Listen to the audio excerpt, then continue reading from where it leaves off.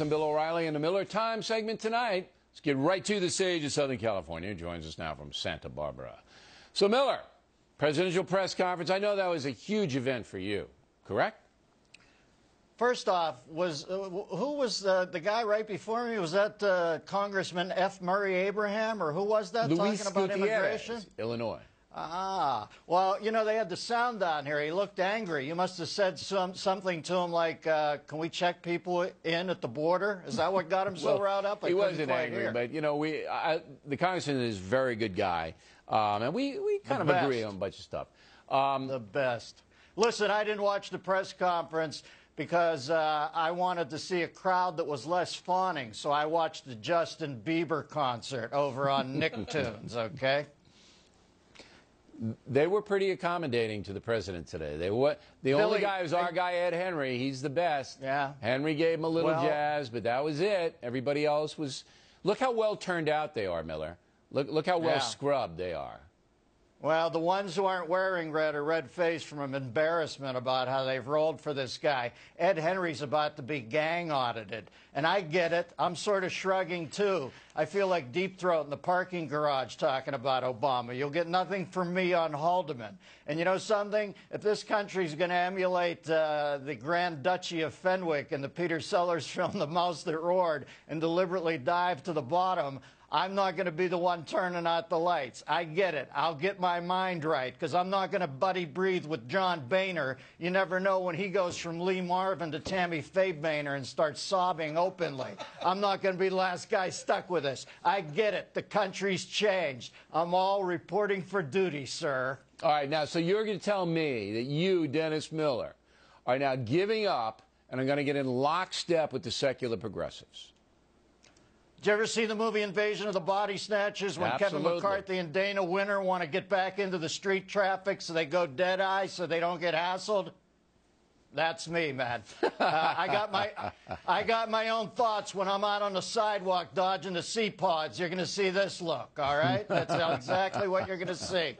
Billy, you think this is a glitch. I think this is a sea change. I don't think this comes back during my lifetime. I do believe it comes back in the same way an alcoholic who has a brush with mortality will eventually come back. Somebody will have a stroke, or somebody will almost croak from alcohol poisoning fiscally, and maybe then we pull it back. But this thing's not edging back. The inmates are now subletting the asylum. It's going to take something to wake people up. I agree with you. Yeah. The market down another 200 points today almost.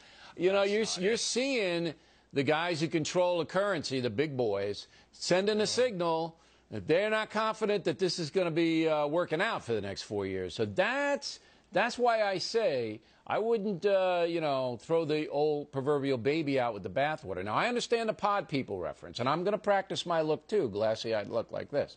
I'm going to practice. I may need it. But I do think that traditional forces are going to gather, and they're going to come back.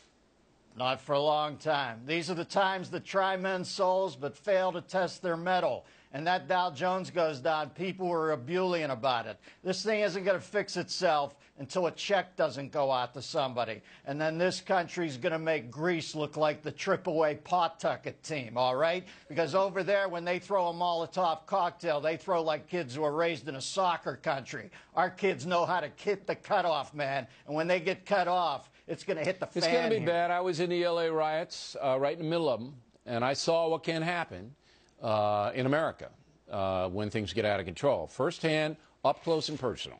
All right, now Chick-fil-A, you've been following this story, and it's associated with the gay marriage situation, which is all going the way that the gays want it to go at this point.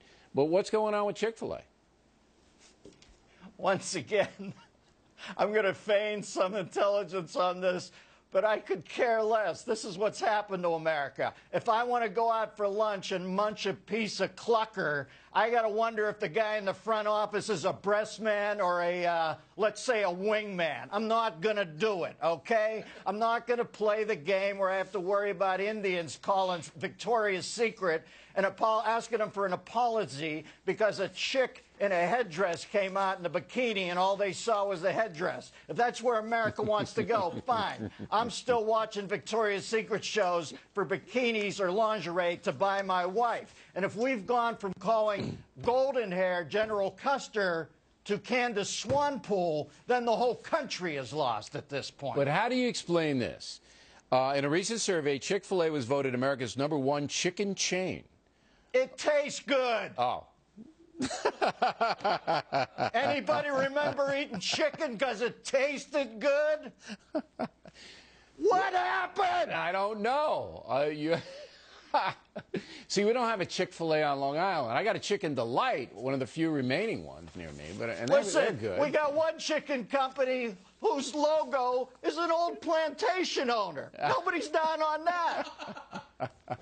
What the hell happened? Come on, the Colonel is. Yes, that's right. He, how is he harvesting? Colonel, that's what we want to know right now. Next to Gutierrez, the Colonel's the greatest guy who ever lived. Dennis Miller, everybody. If you see him in the street, do not speak to him. Pod People reference.